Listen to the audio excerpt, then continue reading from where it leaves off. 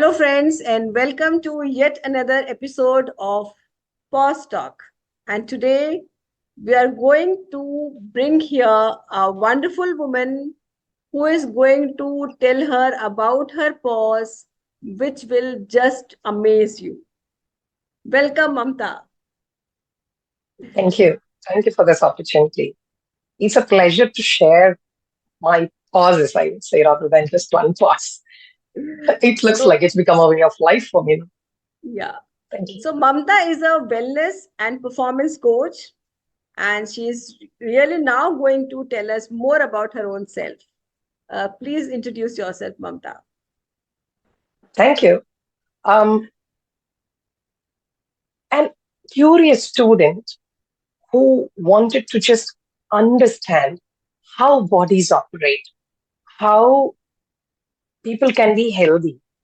I think it all started with one view of a woman who had given birth to a child, which was stillbirth. And it was a fourth pregnancy which kind of failed, which kind of became very deep. This was while I was studying my ninth standard, I would say. It somewhere went in deep, and I said to myself, I want to resolve this suffering some way. And so from there, I studied sciences. I mean, I wanted to become a doctor, and things didn't work like for many people. And I did my BSc biochemistry, MSc biotechnology. And then I worked for a few years. I mean, that's where I moved into working for survival. I worked for a company, Dell, for 4 years. And then I did another master's. I became an assistant professor with one of the premium college, Loyola in Chennai. It's a century-old college, century plus old college. And then I quit as a matter of choice to become a well-being. I started my search and I started helping people on the process. And it's been more than a decade now since I've been in that journey. So I have evolved in the same journey for with some good time. Yeah. So Wonderful. that's a little about me. Yes, so that is what she is today. And how she has become that, what she has become today is a little snippet which she shared. But now she will tell in more detail what took her to become a coach. She studied something else and then she became this. So please share your professional journey now. Right. So I was teaching MSc students, and the subject was biomedical, the course was biomedical instrumentation science. Students, I was teaching physiology subject, and that lesson was about heart and physiology of the heart, circulation. And my student, Sophia, she asks, ma'am, my mother has blood pressure, high blood pressure. What is she supposed to do? And I think I gave some answer because I had learned a little about yoga and whatever I knew. I said maybe she should reduce her salt intake and be more calm. And that's the answer I gave. But I was like, I'm not yet confident. I don't think this is the answer. And I realized I am not fulfilling the purpose for which I am here. I mean, I took whatever journey. The job which I left before that was thinking, so I worked for Dell, right? That was just for survival. And then I realized this is not my passion. So I studied. I became an assistant professor. And then while I was there, I realized not my purpose. I I studied, I did this because I wanted to make a difference for people. And that's when I said, okay, this year I'm completing because I have an agreement with the college. And once I put a stop, that's when uh, I took on a radical work. I took on to work with a school which was farming based school. And I was like, I'm going to discover something, how it happens. And that didn't work. That's when I took, okay, what do I know? What skills do I have? What knowledge do I have? How can I make a difference? I asked these questions. And that's what made me a well-proner. I started helping people with whatever I knew. from nutrition to meditation to acupressure. There are certain things I learned, there are certain things I helped people with. I already knew, I had practiced, and those were some of the things I helped. And then I also learned along the way to help them out. So that's where I began. Uh, and I had my big pause.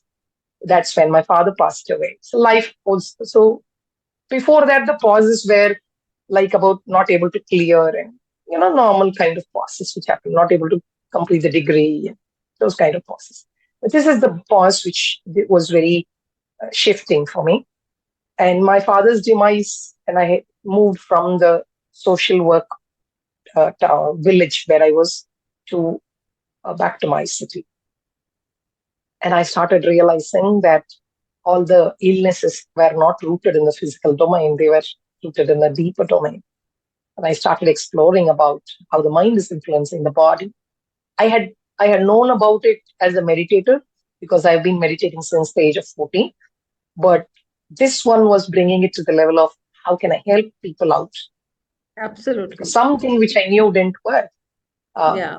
Even if so, I had a critical observation. I mean, using the word critical because I had observed a lot of meditators being sick and a lot of spiritual organization members being very affected with health. And that was kind of surprising me. And most of it was cancer. So I was a little more curious, I would say, as a college student.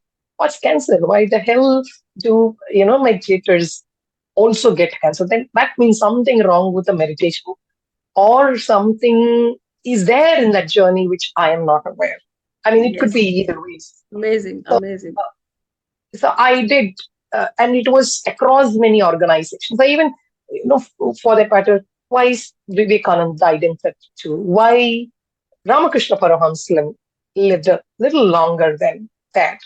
So, similarly, there are so many organizations which had heads who had moved on very quickly. Uh, Another couple of questions were, about Jesus Christ, and I'm not going about uh, religion. It's about how life can end for different people. One of my mentor, Rajiv Dixit, his life is another uh, a drama. I mean, I don't know how things have happened.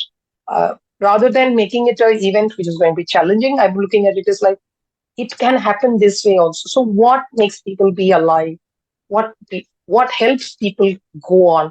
What helps people or what breaks people has been a topic of uh, not interest, right? Has been a topic of my purpose, I would say, that I've Wow. been figuring things out. So in Amazing. the Amazing. journey, I think I'm talking to a Buddha here. Because this is uh, what Buddha had actually felt when he was in his own palace and Siddharth Gautam, and he was thinking about all the sufferings the people were having around, and that is how he started his journey of enlightenment. And I'm sure you have a lot of enlightenments for us to know here. So let us continue with your pause now, Mamta. You just give a hint that your father's demise was a big pause, and I'm also waiting for the other one, which I'm sure when the audience will listen to that, they will be just flabbergasted. Yeah, please continue. so yes, thank you again. I think I am also a Buddhi who is a modern day Buddhi. And there were many Buddhas before Gautama Buddha. There are many Buddhas after Gautama Buddha. Absolutely, absolutely. And Buddha is absolutely, actually when we, because I also uh, practice a philosophy on Buddhism. So it is Buddha, we say, is a life condition. It is not a being. Oh, it is my life condition, is my Buddha nature. So if I am that high life condition, I'm happy, everybody is a Buddha. Whoever is a happy person is a Buddha. so it's Mamtha Buddhi. Yes. So yes, in the journey, I've helped people deal with from cancer to pancreatitis to divorce to death of somebody, trauma. I helped all people from there. I would say, okay, I would not actually reach out. Divine would just send people to me. Somehow they will remember me. it'll be like a reminder to me to reach out to me, and they would call me, save my life, and I would be like, I am not a doctor. Don't call me at times when you are, literally critical. But I would say, okay, you do whatever you have to do with the doctor, but let me be along with you. And over time, the biggest pause was, in the month of December, where exactly Yeah. this is what Yeah. happened. December of No which year? Which voice. year? Which year? 2023, sorry, 2022. Yeah. 2022. Yes. Okay, Yes. 2022 December, no voice coming up Mm. and breaking in between. I had I had kind of come to the extreme of putting up with something, suppressing expression in a certain area, Mm. and that kind of got to this level, I guess this level, and then my It soul choked. said, Yeah, it choked you. exactly, and is that's when it kind of came as a big pause to my identity, which I had created about being a coach, making a difference, impact, purpose, whatever. I mean, I've been doing it for 10 plus years by then, like more than 8 years by then. So I was working with a great pride of, okay, I'm living my purpose, I'm making a difference to people. People are becoming well-being, and that kind of this one. And here comes the big shock. I can't speak. Your profession is out of your hand. And I was like, hmm, good. And of course, there was a lot of panic around. My family was concerned. But, I have become used to pauses because I had voluntarily taken those pauses. So this pause, though it was a little shock for all of around, I was very cool, I would say. And my family Wow. was scared. I was so cool. I was like, okay, you know what? I'm not dying. I just can't speak, which means Yeah. I can speak, eat, I can sleep, I can breathe. My body Yeah. is still working with me. So very So, important here, I would like to tell the audience, so important to understand we have to be appreciative of what we have. Not because our focus always comes to the point what we don't have. And here is Mamta who is focusing on all the other things that she has, but not the one thing which she lost. wonderful. Thank you. So, yes, that's the moment I told, you know what? I will figure first what's the cause. This is one thing which I've done with a lot of people, with all of my clients as well. I say, hey, wait, let's see what you already have. What is left out with you? Is one organ working with you? Two organs working good enough? Three organs? You have some amount of platelets which are there in your body? I mean, which means your body has not given up. It's crying for help. It's asking attention. That's why probably you've reached out to me. And that's the highest form which is there. But if nothing is left out, you would not come to me. You're alive, which means we still have the spirit is there. At any time, we can always bounce back. So yes, this is one of the things which I've been very good at. I've helped people bounce back. And so I said, if I helped others in worse conditions than mine is still a very small situation. I'm not in ICU. I'm not in an emergency. And I've worked with clients inside ICU. Okay, I would get permissions and go and do hypnosis inside the ICU for a couple of clients. So I know what it is like to be in those situations. So I was like, Amda, come on, be calm. I know everybody's panicked. You be calm. You're the ray of hope. Yes. Then I figured out that it got high around certain people. Then I said, okay, you guys move on. Guess what? They are my family members. And when the triggers were coming from my own family members, but I am trying to convince them that you have to move away for me to figure out if my body is feeling better in your absence. How do you think the family would receive it? Oh my God. Yeah. It was I mean, I couldn't convey again telling that was a challenge because I was choking there also. Yes. So I started catching one person who would try to understand, who would give me that little listening and struggled to explain one person, kept that person close by. And once he got, I said, okay, now what you're going to do, you're going to let other people know that I'm going to Yes. figure a way out. I will come back to a stage where I am fully ready, I can speak myself fully, and there is no challenge. But until we get there, it's going to be a journey. It's going to be step by step process. Uh, and that's where I started working. And then the another thing which I did is I surrendered to what the divine is going to bring. I didn't say I am going to solve my problem myself. This is the Right. best thing I think I did Yeah. because I knew as a coach, I made a difference to people's lives because I could see what they couldn't see. So Mm. this time, yeah, the only thing which I did was I kept asking my inner being, is this the person I should work with? And I kept working until it was going right. Once I got a communication saying stop, I would say again, okay, stop. If I get a communication saying slow down with this person, I would slow down. Mm. Okay. And then if I get switch, I would switch. If I say this plus this add on, I would do that also. Yeah. So So now, from yeah, this was a journey of surrender to the highest coach, the the coach who divine. is up there, and the coach who would know what is which is required for you and which is not required for you. So you were able to Absolutely. surrender to that. Yes, I told the divine.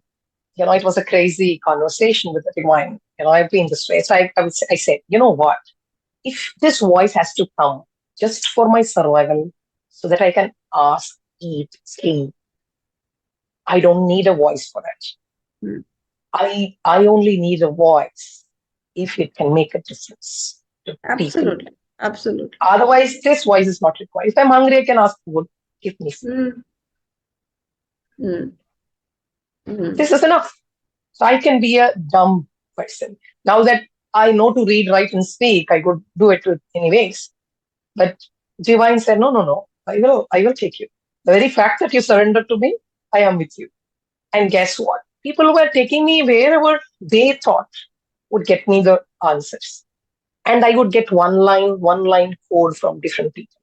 Hmm. Like somebody would get me to a spiritual person and she would say, you know what? You have a purpose left. And that aspect is not complete. This has to be done. I'm like, okay, I got your communication. Thank you. Another person is like, okay, this is the compression. I like, okay, good. I didn't take on allopathy drugs because I've not had allopathy medication for 14 years. So realizing this is a neuro compression, I didn't want to resort to any kind of neuro drugs. And I did work with somebody who helped me realize that yoga is the way. And what he was doing was him doing yoga to me. That's when I realized, now I have to do yoga to myself to that Yeah. level, which can pump my body to that Absolutely. level. And Absolutely. yeah, The and then actual healing power, every healing power is in our body itself. We just have to activate that power. That's it. Yeah. right, right. To be able to talk about it at smaller levels and to be able to believe and live it Mm. is the real challenge. Yeah. So, advocates will still resort to something or another when they are in crisis. And that's where I think I stood different. I said, I am an advocate of well being and something within is the healing factor. Even Mm. if I am a coach, I don't tell I heal you. I help your body heal itself Yes. and let us figure it out. Not let Mm. me figure it out. Yeah. Let us figure it out. Absolutely. Because it is their responsibility, it is their journey. We are just a mediator as a coach. Absolutely. And I have not been a health coach who would tell what to eat, what to drink. I am a well-being coach, well-being coach. I'm stressing the word because if you're not being well, then the wellness doesn't happen. So it's the being part of it as well. Yes, having a science background and understanding is a big edge which I have Yeah. because I understand how West looks at it. As being a meditator, I also understand how East looks at life. So I guess I'm fortunate. One of my grandfather was a homeopath. Another grandfather was a Vedic philosopher who would advocate or speak Gita to Very the good. village. So it is coming in genes.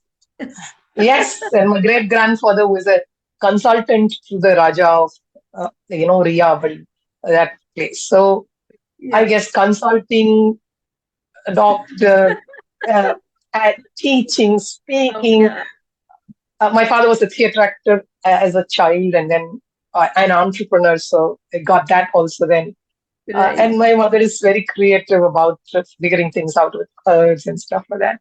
And I'm a student myself, science, Yeah. the art of like real living. So this is where I am, and now I am speaking. I'm expressing my voice. One of the crazy observations, So when did this Monica, pause is end? that Let us uh, understand when did this pause end and what are you doing post the pause now? exactly, that's what I was bringing in. When did this pause end? This pause came at a couple of moments, even in 3-4 months ago. They were just little traces of reminders to say, okay, this is not started, this is choking me, or this aspect is not clear. And and then I realized that we don't have to look at a pause as an end. It's just that it's tapered off, and low is always a moment to ponder and an opportunity to move higher, because the Yes. end is always the beginning of another upward rise. Right. And suppose the pause, while the pause was ending, I actually took a break from work because I realized this time is for me. For the first time in my life, I have put on weight beyond my existing. And I've gained some muscle around the body, and which has never happened in my lifetime. So this pause, it had brought me to the rock bottom, kind of brought that little lift, I would say. And post that, the pause has been very powerful. It's earlier also I've spoken to audiences of 50, 100 and, uh, before. And this time also, the difference is now people are with me. There, I've had a recent one where I didn't do anything. The opportunity was arranged, like it happened earlier as well. This time, people just listened. Absolutely. They felt the pause within me, the being, the stillness, and it was available for them. Yeah. And my words are manifesting for each one of them. Yes. Right now, each one of them is getting to vibrate Mm. at the level that my body and being is vibrating. A Absolutely. frequency of authenticity, a Mm. frequency of love, which are the highest vibes. Mm. And they have come back with news where they are featured in articles, they are invited for opportunities. And sometimes I have been very vocal about what what I was aware of. Mm. So uh, whatever, so I've been very futuristic. Like I get communications from the divine, I would say. I won't say I do it professionally that way, but I know for sure if the divine has sent me, then along with it, it also is giving me the given instructions or guidance to help that person out. So So nice. I've been choosing myself to be a medium of contribution to that person, and sometimes I just tell them, which doesn't have a logical answer. Like you might want to go to your Devi Mandir, which is pending for you, and it's something incomplete within you. You might not believe it right now because of Yeah, whatever yeah, thing, but absolutely. this is your But who communication. can believe that? First thing is who can believe that somebody who was not able to speak is speaking now and as a coach again. So when did you get your voice back? Which month? How many months after you got your voice back? I think I got my voice back in phases, but it began maybe a couple of months. First 2-3 months was the real challenge. At the moment, I started off first with a cleansing detox process. Then I started getting, it kept coming in. The frequency had come down. So it was tapering, I would say. And I Hmm. started speaking. I started speaking uh, quite quick itself. I also observed that when I went outside my family, I was speaking. I Hmm. was trying to speak, and then my fear would creep in, and then I couldn't speak. And in the process, also, what happened was the therapist or my brother had taken me to the therapist, and we had figured out that my spine had degenerated. That guy Hmm. laughed at me, kind of said, "Your spine has degenerated," as if it's like a 60-year-old. It hit me hard. And I was like, okay, I'm to come back. And I can't live with a story saying, I'm all okay. I'm going to figure things out. I somehow Hmm. had managed this part, but I'm not going to manage. I'm going to bounce back big way. So I started getting voice little by little. That's when I spoke to my brother and said, you know what, I'm getting these triggers around certain people having certain conversations. And then the more I engaged myself with myself Hmm. and only had required conversations, that's when it's kind of became a little. I would still get those triggers, or I would say phases of not able to speak Hmm. uh, in different moments. And the more I became aware, the more I had an opportunity to be with those triggers, those emotions. Wow. And I would say, even like 2 days ago, there was yeah, 2 days ago, there was a test.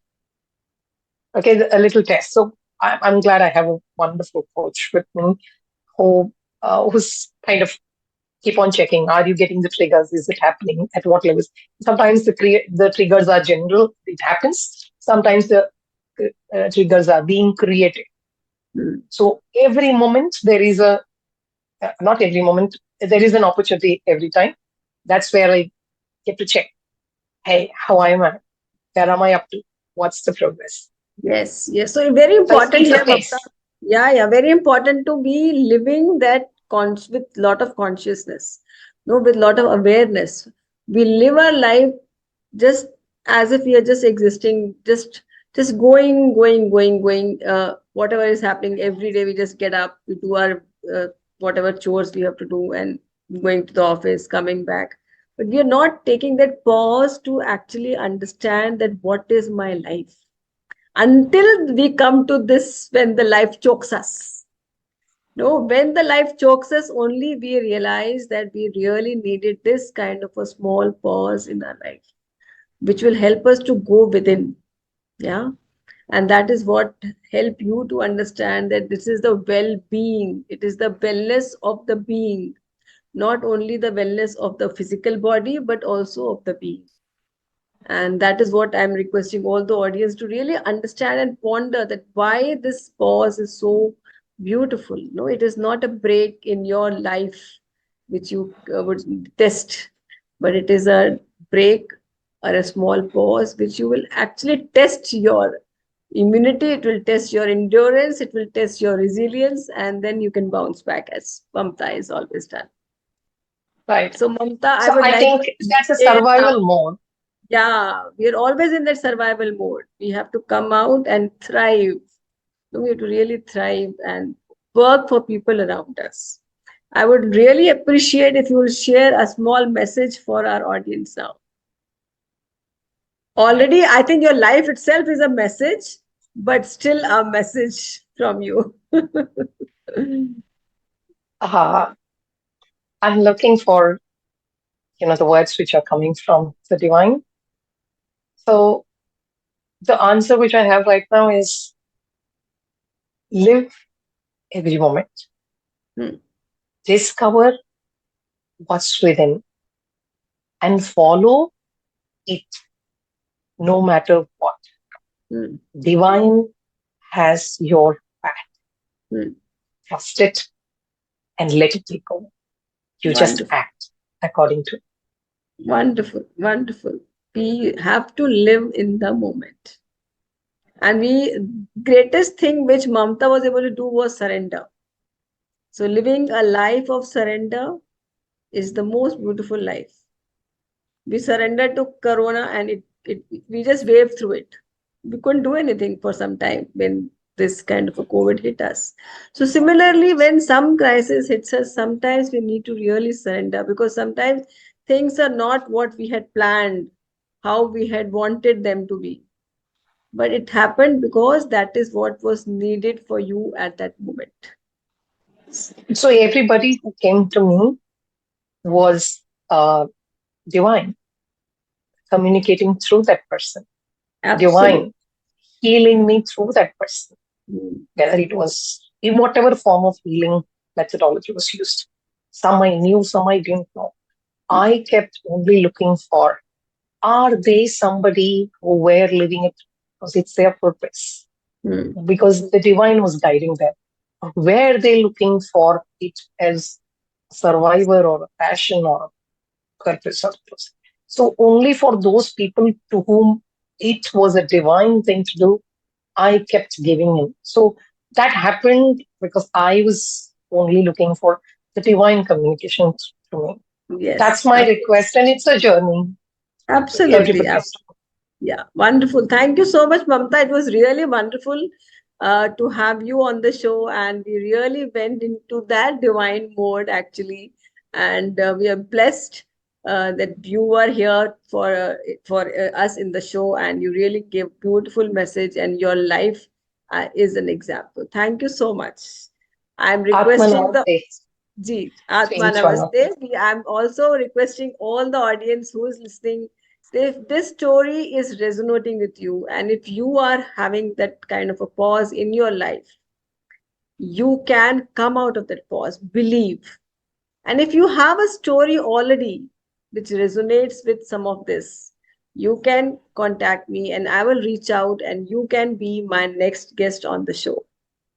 So let's again meet here and create these ripples of creating beautiful pauses in our life.